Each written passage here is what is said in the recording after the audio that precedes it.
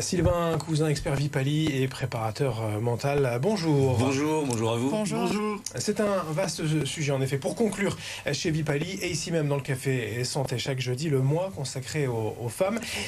La charge mentale, si on regarde un peu sur les réseaux, en famille, c'est un terme qu'on connaît bien, en tout cas qu'on exploite un peu dans tous les sens.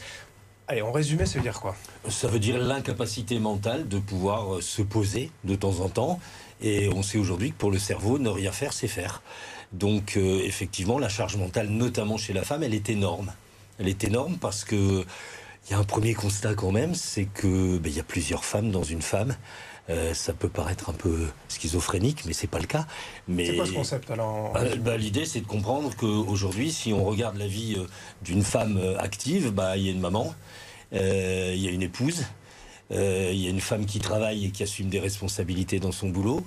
Il y a une femme qui doit s'occuper de son foyer. Et ça fait énormément de choses à la fois. En conclusion, je voudrais pas être une femme. Oui, je vais me faire l'avocat du diable, mais c'est pas pareil pour les hommes. Il n'y a pas un père de famille, il y a un salarié, quel qu'il soit, c'est différent. Un mari. Enfin, oui. Voilà, alors, effectivement, il y a tout ça aussi, mais il y a un rapport au monde entre l'homme et la femme qui est un peu différent. Il y a une première conséquence, enfin une première cause qui est sociétale. Les femmes, on le sait, sur les dernières décennies, se sont émancipées. Elles ont accédé à un certain nombre de prismes et d'éléments de la vie. C'est pas pour autant qu'elles ont lâché autre chose. On leur a pas accordé. Donc ça, c'est une première chose. On est dans le cumul, on n'est pas passé dans autre chose. Ça, c'est une première chose.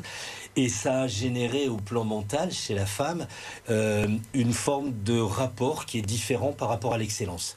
Le rapport à l'excellence, il n'est pas le même chez l'homme et la femme. Chez l'homme, l'excellence est un acquis. Et puis, on n'a pas ce rapport aussi pointilleux. Si c'est pas tout à fait au top tout de suite, ça le sera demain.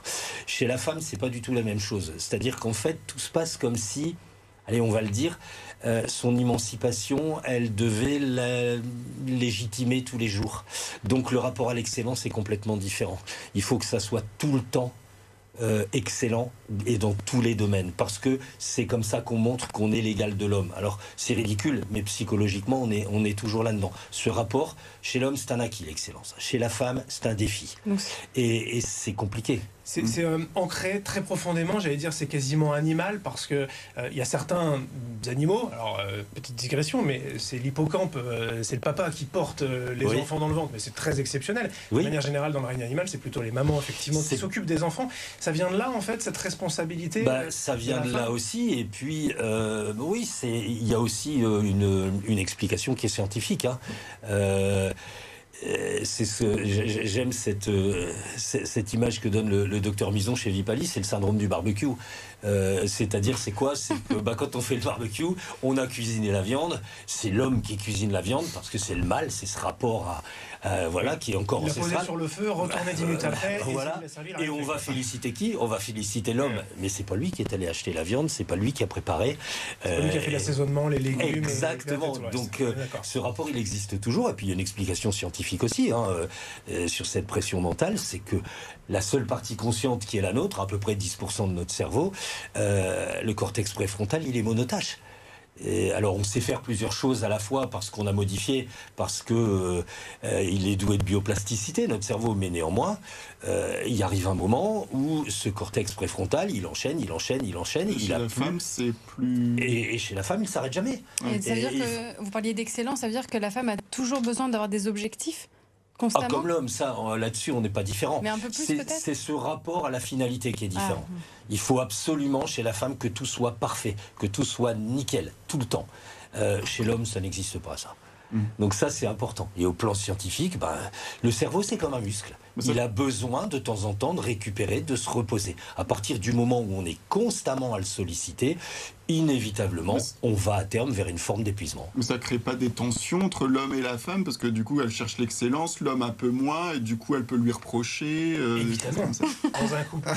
Mais oui, vous connaissez des couples où il n'y a pas de tension? C'est pas simple quand il n'y a pas de tension de toute façon. Non. Mais comment lâcher prise alors? Alors, je pense que ce qu'il faut comprendre, c'est que on sait aujourd'hui que nous sommes des animaux qui ne sont pas faits pour subir tout le temps.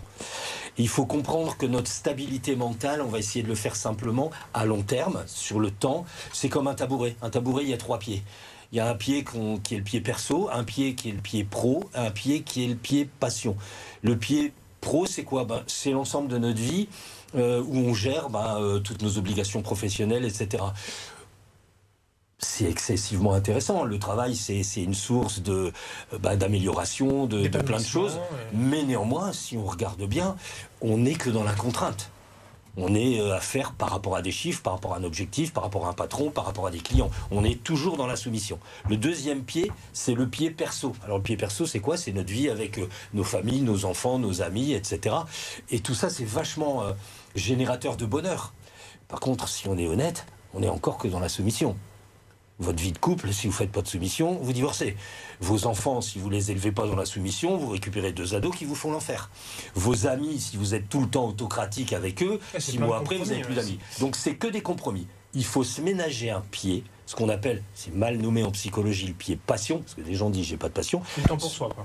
Voilà, c'est-à-dire être capable de préserver dans sa propre existence une partie de notre vie où ce qu'on fait, nous sommes le maître des horloges, le maître du timing, le maître de ce qu'on fait. En gros, si les autres ne savaient pas, ça ne changerait rien. Une partie qui est pour moi et où je gère mon rythme. Et ça, c'est compliqué pour des femmes qui veulent l'excellence. En fait, il faut faire confiance aux autres. Exactement, mais cette confiance, elle doit venir aussi de l'autre.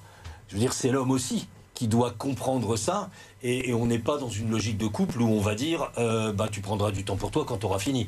Non, c'est qu'est-ce que je peux partager avec toi qui fait que tu vas te réserver cet espace pour toi. Et ça, c'est excessivement important de le préserver.